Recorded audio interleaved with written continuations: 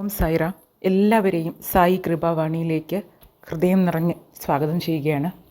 ഇന്ന് വ്യാഴാഴ്ച ദിവസം ബാബയുടെ അനുഗ്രഹം കൂടുതൽ ശക്തമായിട്ട് ഇത് കേൾക്കുന്ന എല്ലാവർക്കും ലഭിക്കട്ടെ എന്ന് ഞാൻ ബാബയോട് ആത്മാർത്ഥമായി പ്രാർത്ഥിക്കുന്നു. ഒപ്പം വ്യാഴാഴ്ച എന്ന് പറയുന്നത് ബാബ ഡിവോട്ടീസിനെ സംബന്ധിച്ചിടത്തോളം ബാബയുടെ ശക്തി വളരെ വർദ്ധിക്കുന്ന ഒരു ദിവസമാണ്.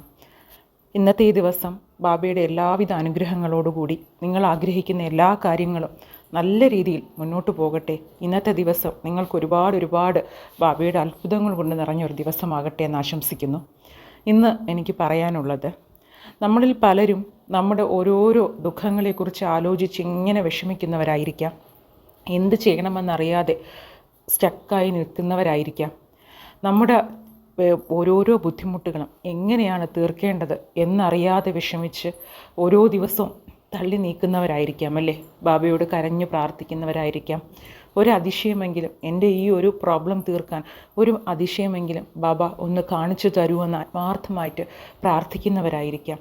ആ ഒരു ആഗ്രഹം മനസ്സിൽ വിചാരിച്ച് സായി സച്ചരിത്ര വളരെ ആത്മാർത്ഥമായി വായിക്കുന്നവർ ഒരുപാട് പേരുണ്ടാകാം. സായി സ്തവനമഞ്ജരി വായിക്കുന്നവർ കാണും. നിങ്ങളെല്ലാവരും മനസ്സിലാക്കേണ്ടത്, നിങ്ങളുടെ ആഗ്രഹങ്ങൾ, നിങ്ങളുടെ ഓരോരോ പ്രോബ്ലംസിലുള്ള സൊല്യൂഷൻസും എത്ര വൈകിയായാലും നിങ്ങൾ പോലും വിചാരിക്കുന്നതിലും മനോഹരമായി ബാബ അതൊക്കെ നിങ്ങൾക്ക് തീർത്തു തരും. അപ്പോൾ ഇന്ന് ഞാൻ ഈ പറയുന്ന വാക്കുകൾ ബാബ നൽകുന്ന സന്ദേശമായി എടുത്ത് നിങ്ങൾ പ്രവർത്തിക്കണം കേട്ടോ.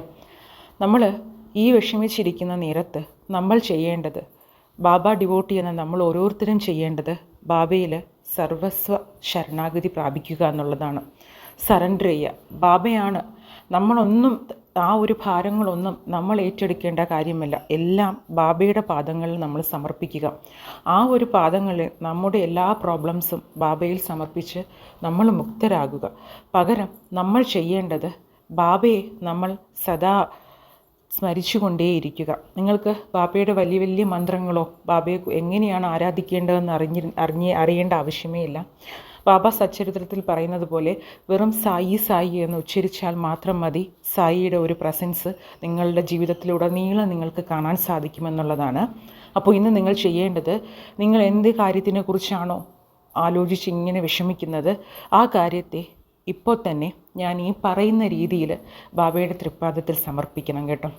അതിനുവേണ്ടി നിങ്ങൾ ചെയ്യേണ്ടത്, കണ്ണുകൾ അടച്ച് ബാബയുടെ ആ ഒരു പൂർണ്ണരൂപം നന്നായിട്ട് മനസ്സിൽ കൊണ്ടുവരിക. നിങ്ങൾ ബാബയുടെ മുന്നിൽ ഇരിക്കുകയാണെന്ന് മനസ്സുകൊണ്ട് പരിപൂർണമായും വിശ്വസിച്ച് സങ്കല്പിച്ച് ആത്മാർത്ഥമായിട്ട് ബാബയോട് പ്രാർത്ഥിക്കുക. ബാബ, ഞാൻ എൻ്റെ ഈ എല്ലാ പ്രശ്നങ്ങളും അങ്ങയുടെ തൃപ്പാദങ്ങളിൽ സമർപ്പിക്കുന്നു. ഇനി എൻ്റെ ഈ ഒരു പ്രശ്നങ്ങൾക്ക് വഴികാട്ടേണ്ടതും അതിനെ എനിക്ക് അനുയോജ്യമായ രീതിയിൽ മാറ്റിത്തരേണ്ടതും ബാബയുടെ കർത്തവ്യമായി ഞാൻ കണക്കാക്കുന്നു. ബാബയുടെ അത്ഭുതങ്ങൾ നിറഞ്ഞ ശക്തി എന്നെയും എൻ്റെ കുടുംബത്തെയും നയിച്ചാലും എന്ന് പറഞ്ഞ് നിങ്ങൾ നിങ്ങളുടെ എല്ലാ പ്രോബ്ലംസിനെയും ബാബയ്ക്ക് സമർപ്പിക്കുന്നതായിട്ടും തിരികെ ബാബയുടെ ഒരു ഡിവൈനായിട്ടുള്ള ഒരു പ്രസൻസ്, അത് ബാബയുടെ കൈകളിൽ നിന്നും നിങ്ങളെ മനസ്സറിഞ്ഞ് അനുഗ്രഹിക്കുന്നതായിട്ട് നിങ്ങളൊന്ന് സങ്കല്പിക്കുക. ആ ഒരു അനുഗ്രഹത്തിൻ്റെ ഒരു ഡിവൈനായിട്ടുള്ള ലൈറ്റ് നിങ്ങളെ ഫുള്ള് കവർ ചെയ്യുന്നതായിട്ട് നിങ്ങൾ സങ്കല്പിച്ച് ബാബയെ ഒരു നിമിഷം, ഒരു 5 മിനിറ്റ് ഞാൻ ഈ പറഞ്ഞ കാര്യം മനസ്സിൽ സങ്കല്പിച്ച് ഒന്ന് സ്മരിച്ച് ഒരു 3 വട്ടം ഓം സായിറാം, ഓം സായിറാം, ഓം സായിറാം എന്ന് പറഞ്ഞ് ഈ ഒരു മെഡിറ്റേഷനെന്നോ ഈ ഒരു പ്രാർത്ഥനയെന്നോ നമ്മൾ ബാബയിൽ സർവസ്വ ശരണാഗതി അർപ്പിക്കുന്നതായിട്ടും ഒക്കെ നിങ്ങൾ വിചാരിച്ച് ഈ ഒരു കാര്യം ചെയ്ത് തീർത്തു നോക്കൂ. നിങ്ങളെ അലട്ടിക്കൊണ്ടിരിക്കുന്ന ആ ഒരു ചിന്തയിൽ നിന്നും ആ ഒരു പ്രോബ്ലത്തിൽ നിന്ന് നിങ്ങൾക്ക് മുക്തരാകാനും ബാബയുടെ ഡിവൈനായിട്ടുള്ളൊരു പ്രസൻസ് നിങ്ങൾക്ക് കാണാൻ സാധിക്കട്ടെ. ബാബ എപ്പോഴും പറയുന്നത് പോലെ ശ്രദ്ധ, സബൂരി രണ്ടും നിങ്ങൾ മുറുകെ പിടിച്ച് നിങ്ങളുടെ ലക്ഷ്യത്തിലേക്ക് പോകൂ. ബാബ കൂടെ തന്നെയുണ്ട്. ഒപ്പം ബാബയുടെ ഒരു പ്രസൻസും അനുഗ്രഹവും എപ്പോഴും നിങ്ങളുടെ കൂടെ ഉണ്ടായിരിക്കും. ഓം സായിറാം.